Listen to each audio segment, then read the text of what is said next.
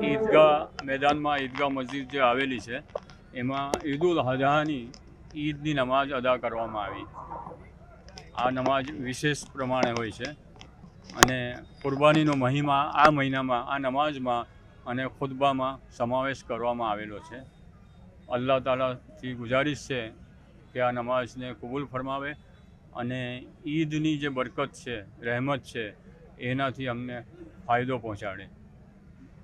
તેમજ સ્પેશિયલમાં મુસ્લિમ આવામને, મુસ્લિમ સમુદાયને અપીલ કરું છું કે કુરબાનીનો જે ગાઈડલાઇન્સ અનુસાર એ કુરબાનીનો વિધિ પતાવે, જાહેરમાં ન કરે અને કોઈનું મન દુઃખ કે લાગણી ન થાય કશું એ રીતનો એનો ખ્યાલ રાખે અને કુરબાની અદા કરવામાં આવે. આજે વડોદરા શહેર જે આપણી સંસ્કારી નગરી તરીકે ઓળખાય છે, આ બિરુદ છે એ અકબંધ રહે એવી દુઆ કરવામાં આવી છે.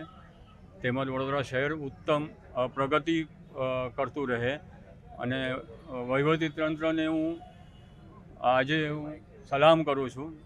જે પોલીસ કર્મચારી, પોલીસ ડિપાર્ટમેન્ટ છે, સેવા સદન તરફથી, અને ખાસ આપના મીડિયાને હું આભારી છું કે તેઓ મારી જે અવાજ છે એ પબ્લિકને, આવામને પહોંચાડે છે. હું તમામ મીડિયા કર્મચારી, તમામ વડોદરા શહેરના નાગરિકોને હું ઈદ મુબારક પાઠવું છું અને મુસ્લિમ સમુદાયને ફરી અપીલ કરું છું કે જે કુરબાનીનો જે મહિમા છે એને અકબંધ રહે અને એને સચવાય. હું આજે આપણા ગુજરાત રાજ્ય માટે તેમજ આપણા હિન્દુસ્તાન માટે ખાસ દુઆ ઉચ્ચારવામાં આવી છે કે આપણું હિન્દુસ્તાનને ઉપર કોઈ બુરી નજર ન પડે અને આપણું હિન્દુસ્તાન જે છે, આપણો ભારત છે, આપણો ઇન્ડિયા જે છે એ વર્લ્ડમાં ફર્સ્ટ નંબર ઉપર રહે અને એની સાર્વત્રિક જે ભૂમિકા છે એ અગ્રસર રહે. તેમજ વહીવટી તંત્રને હું એના બિરદાવું છું કે તેઓ આને અકબંધ રહે.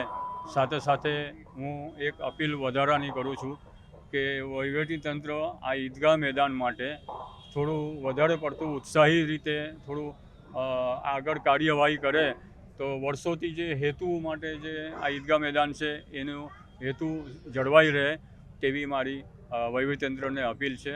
સાથે સાથે તમામ મીડિયા કર્મચારીનો હું આભાર માનું છું અને તમામને હું ઈદ મુબારક પાઠવું છું. તમામને